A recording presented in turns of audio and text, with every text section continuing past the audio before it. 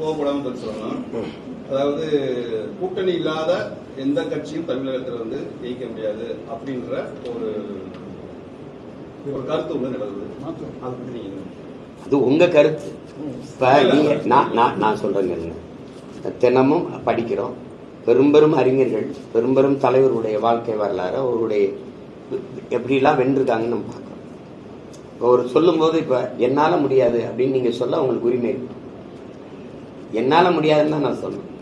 யாரால முடியாதுன்னு சொல்றதுக்கான உரிமையோ உங்களுக்கான தகுதியோ அதுக்கான வாய்ப்போ உங்களுக்கு இல்லை. நீங்க சொல்லக்கூடாது. நீங்க என்ன சொல்லணும்? நல்ல ஆட்சி வரணும், நல்ல அரசியல் வரணும், நல்ல ஆட்சி வரணும்னு நினைக்கிற பெருமக்கள் கூட்டணி இல்லாம எப்படி வெல்ல முடியும், கொள்கை இல்லாம எப்படி வெல்ல முடியும் தான் நீங்க கேட்கணும்.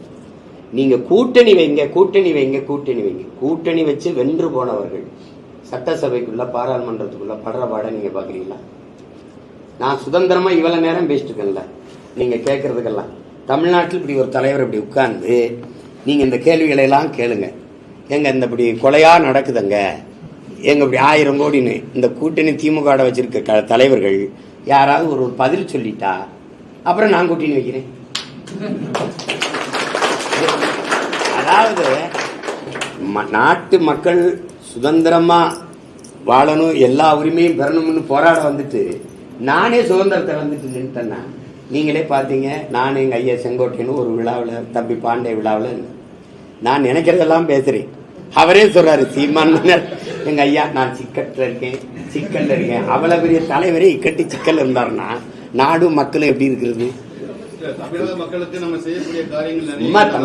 தம்பி நீங்க நினைக்கிறீங்க இங்க பாருங்க, நீங்க நினைக்கிறீங்க கூட்டணி வையின்னு என்னை கேட்கல. கூட்டணி வைக்காம 36 லட்சம் மக்கள் போட்டுட்டும் போது 26ல இதே 62வது மக்களுக்கு என்ன பிரயோஜனமா இருக்குது? 36 லட்சம் நீங்க வாக்கு வாங்கினாலும் மக்களுக்கு அது ஏதாவது போய் சேருது. வெறும் அந்த நீங்க சொல்ற வாக்குறுதிகள் மக்களுக்கு வந்து போய் சேரணும்ல, அதை நீங்க எப்படி நீங்க கொண்டு வருவீங்க? சரி, நீங்க வாக்குறுதியை கொடுத்து ஆட்சிக்கு வந்ததுல என்ன போய் சேர்ந்துருக்கு?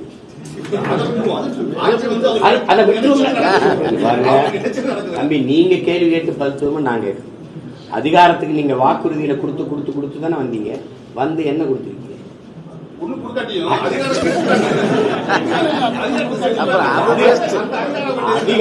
அதிகாரத்தாலே மக்களுக்கு பதவியா?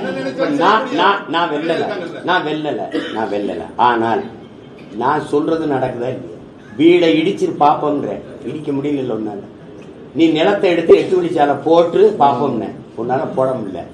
நீ எங்க பரந்தூர்ல விமான நிலையம் கட்டி காட்டிரு பாப்போம்ன, போட முடியல. ஆனால் இந்த துணிவோட கூட்டணி வச்சு அதிகாரத்துல வென்று கூட உட்கார்ந்துருக்க யாராவது பேச முடியுதா? முடியல.